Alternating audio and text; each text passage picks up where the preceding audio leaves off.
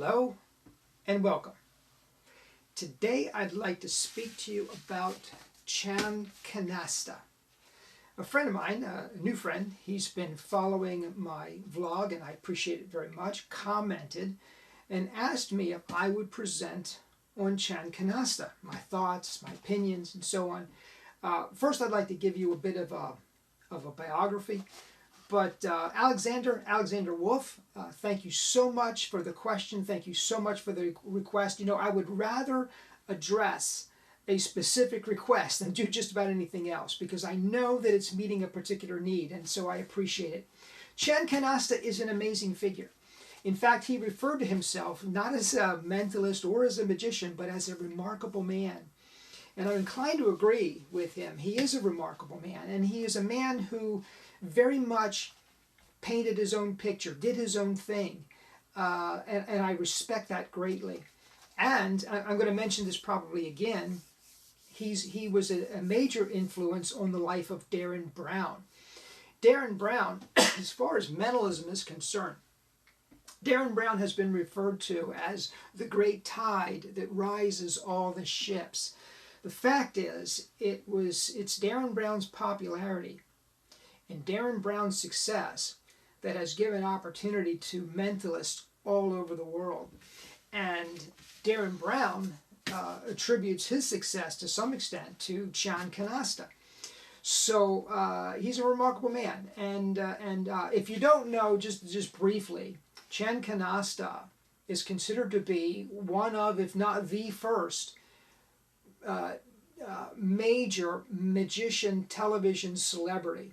He developed his celebrity really between the end of the 1940s through the 50s, but mostly in the 60s. 1950s, 1960s is when he was on the BBC and had a great deal of popularity, not only in England but really worldwide. So he became one of the first real television celebrity magicians. I know there's been a few others, and I'm going to go over some of them, but Chan that's what he's most noted for, at least secularly. He was born in Kraków, Poland. He was born. His last name is Mifalu, January 9, 1920. He crossed over April 22nd, 1999. Here's the thing, most of his family, now I'm not sure, when I say most of his family, I'm not sure if I'm talking about his parents or his sisters, his siblings, perhaps his spouse, I'm not really sure. But he lost a great deal of his family in the Holocaust. And that's, folks, that is unimaginable. What that might do to a person, I can't even begin to imagine, but he did. He lost a good deal of his family in the Holocaust. He's considered a pioneer magician, a pioneer mentalist of the 1950s and 60s, the first television celebrity beginning really in the 1950s. Milburn Christopher, by the way, appeared on television as early as 1954, but Milburn Christopher was did not have a show on a regular basis. Don Allen appeared in 1961. Don Allen had his own show, but this was after Chan Canasta. And then Mark Wilson, of course, had his own show in 1961 as well, but this was after Chan Canasta. Arguably, Chan Canasta paved the way for some of these other people. But Chan Canasta was a mentalist, not a magician, and he did make some distinctions. He attended Kraków University, where he studied philosophy and natural science for his first year. He left Poland and went to Jerusalem to study psychology. His studies were interrupted by the outbreak of the Second World War, during which he volunteered and joined the Royal Air Force, and he fought in the Western Desert, North Africa, Greece, and Italy. Canasta then moved to Great Britain in 1947. He started as a card magician, but he took his stage name from the popular card game Canasta. In 1951, Canasta recorded his first television show for the BBC, concentrating on mental effects. He broadcast his last regular show in March of 1960. He continued to appear on television after that, but that was his last regular show, March of 1960. Chan Canasta.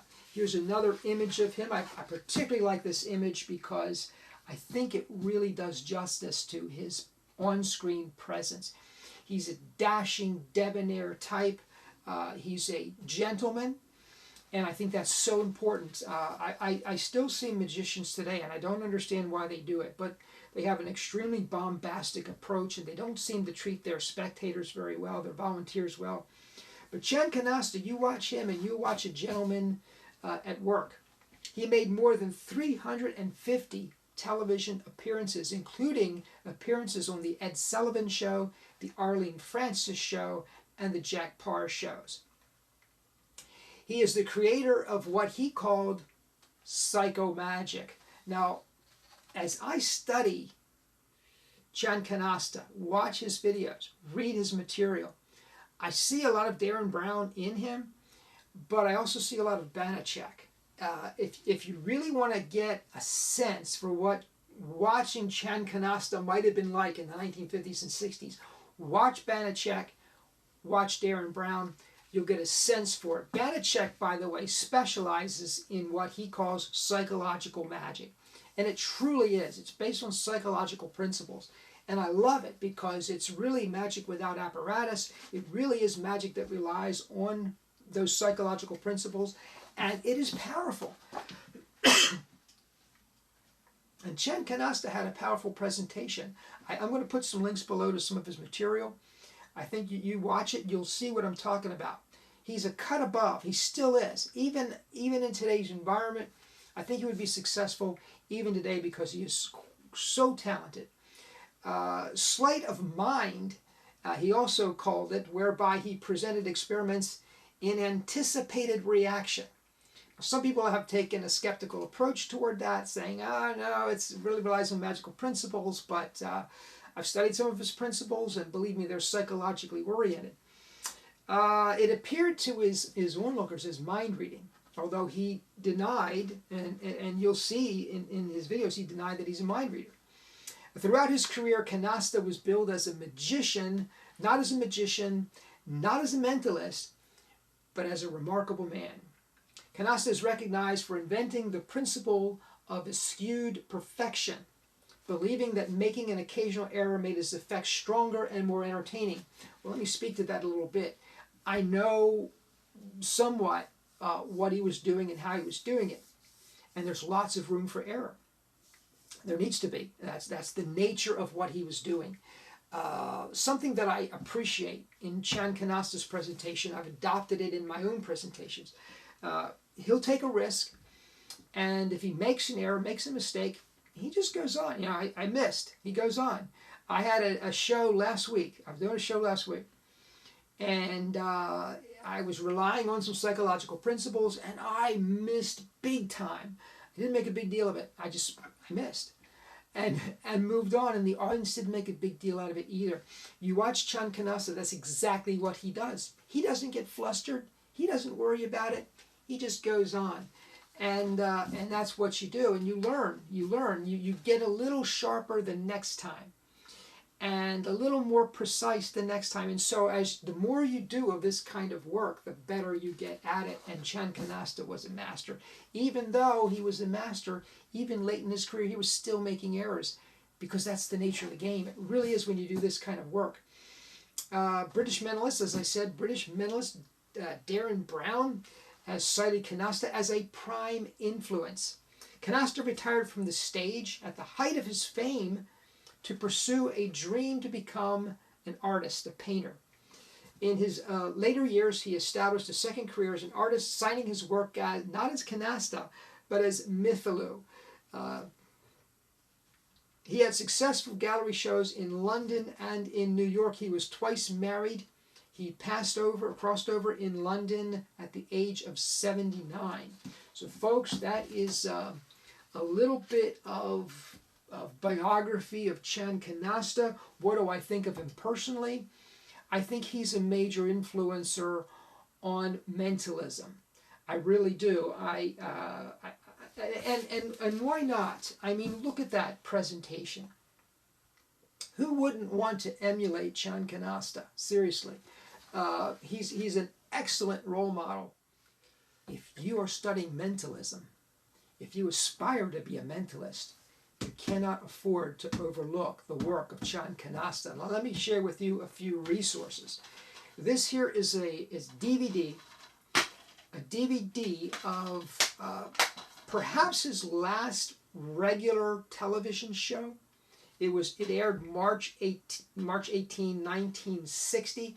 It was released for study purposes only by the Society for the Preservation of Magical History in Boston, Massachusetts.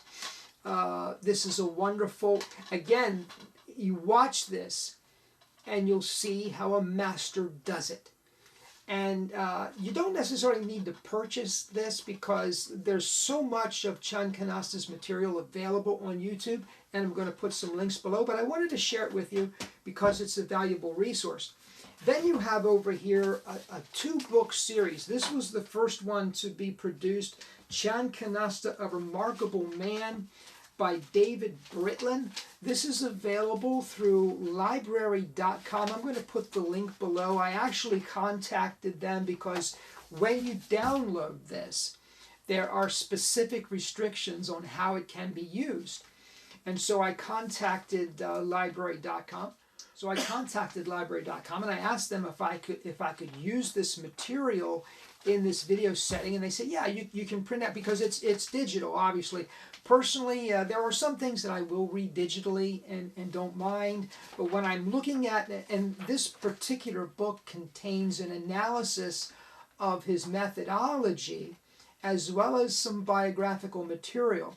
So I could have kept it in a digital format, but I wanted to show it to you, and I also wanted to kind of get into it and highlight and write and make notes and do that kind of thing. So that's what I've done. And you can do that. You can print one copy. You just cannot distribute it. You cannot share it. You cannot copy it. So there are restrictions, but they gave me permission to share it with you. And I'm going to put the link below where I got it. It's very affordable, and it's certainly worth picking up if you have an interest in Chan Canasta. Now, I want to share a few things with you. Here he says in the introduction, this is David Britland, says, the explanations are often as astonishing as the effects. When you start getting into the psychological aspects of mentalism, now Chan Canasta never referred to himself as a mentalist, but really that's what he was. But you start getting into the psychological aspects, man. You're really getting into some heavyweight stuff, and it's beautiful and it's wonderful. There are some other references I might get into later. Psychological subtleties, just so you know, by the series by Banachek deals the entire, I think it's 3 or 4 volumes that deal with this kind of magic. He referred to what he did as psycho magic, and I like that a lot. A remarkable man. A remarkable man. That's how he called himself. That's how he billed himself. I did want to share something with you here. He wasn't interested in learning any conventional magic techniques. He had his own repertoire and he stuck to it. Listen to that. I'm going to read that again. He wasn't interested in learning any conventional magical techniques. And that goes on in the next paragraph to say, he does not appear to have had much association with his fellow conjurers. I've said this before. I think I said it under the How to Be a Magician section. There's tremendous value in associating with other magicians, particularly at the beginning of your career. As you're forming your personality, as you're forming your performance style, when you're not quite sure the direction you want to go in, the value here is that you're getting a lot of feedback from people that have been in magic for a long time.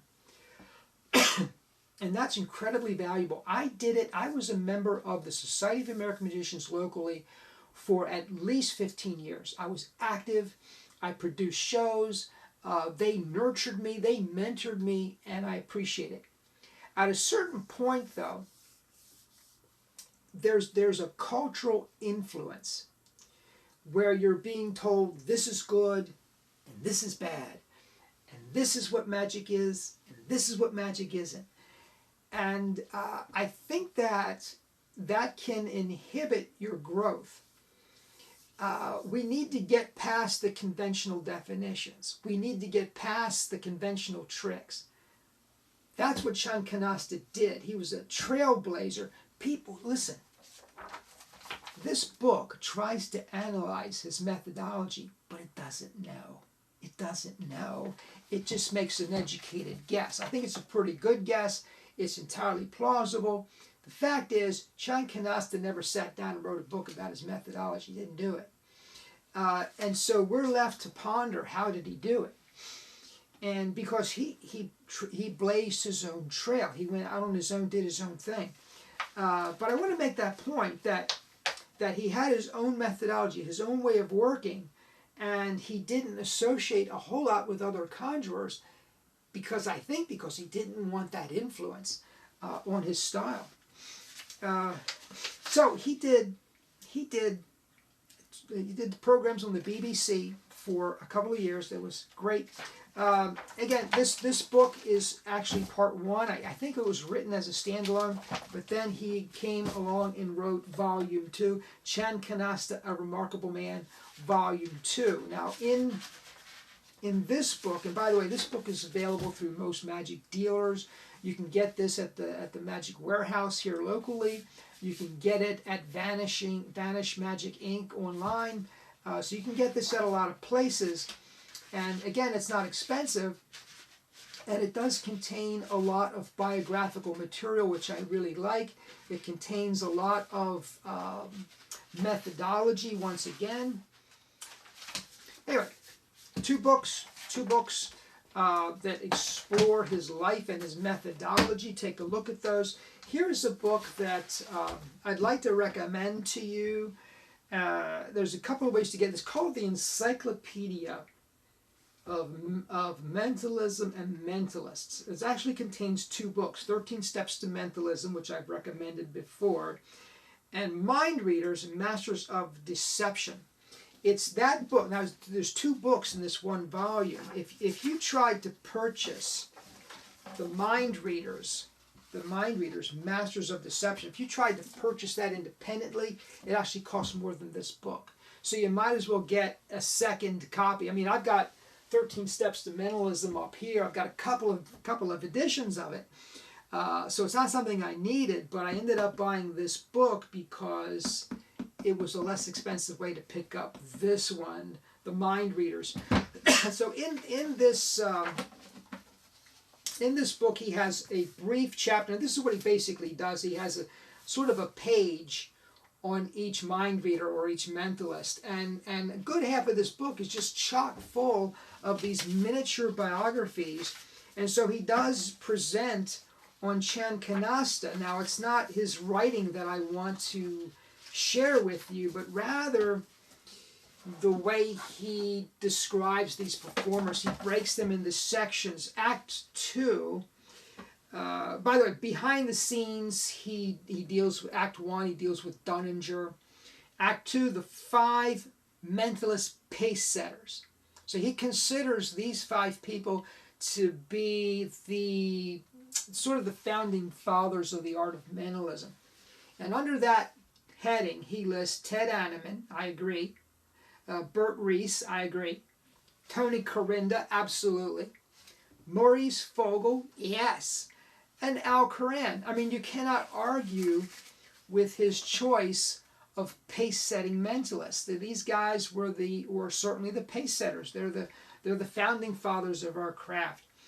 But then Act 3, personalities. Here's his title: Talented but Confusing. Talented but confusing. Under this, he lists David Hoy, Volta, Anna Eva Fay. Now, you know how I feel about her. Samir Baldwin, Sidney and Leslie Piddington, Chan Canasta, and Jacques Romano. Now, let me just share with you, if I can. I'll get back to the section on Chan Canasta, and I'll try to share this with you.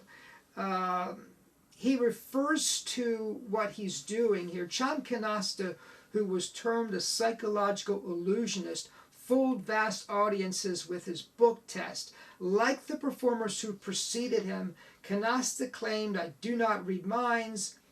By watching people, I can anticipate their reactions," he says. here we go again. There is a judgmental tone that runs throughout this book that I found unpleasant, where he's classifying performers as good performer, that is a performer who says, I'm a mentalist, I'm a magician, what I'm doing is tricks and so on, and bad performers, what they're doing is ambiguous, or they're actually claiming to have actual psychic ability, which he's skeptical of to some extent. So if you can, and now despite that tone in this book, there's great material. You can learn a lot. One of the things I like about it is that here he is, the book titled Chan Canasta, Remarkable Man. He's referring to this book over here, which is his source for this material. So every time he does a chapter on a performer, he gives his references. So I mean, if you're into study, which I am, you read about a personality, you get a thumbnail sketch of their biography and what they did and what they're famous for, and then you can go to the dedicated books about this performer and learn more. And I really appreciate that in his work. It's scholarly work, it's good work. I highly recommend that you pick this up if you're interested in mentalism. So it's very good, but you will have to deal with that. And he does, in fairness to him as an author, he says right at the outset, these are my feelings, these are my attitudes, these are my predispositions. So you know what he's doing and why he's doing it. So it's a good book. I recommend it to you. So those are the resources if you're interested in more information on Chan Canasta. Chan Canasta, A Remarkable Man. Alexander Wolf. I hope you enjoyed this. I certainly did. I appreciate the question. By the way, folks, I would, as I said before, I would rather answer your questions than do anything else. So please feel free to comment below, ask questions. Let's have an interaction. Let's make this as relevant as possible. Thank you so much for joining me. Please subscribe. I will see you next time. Take care.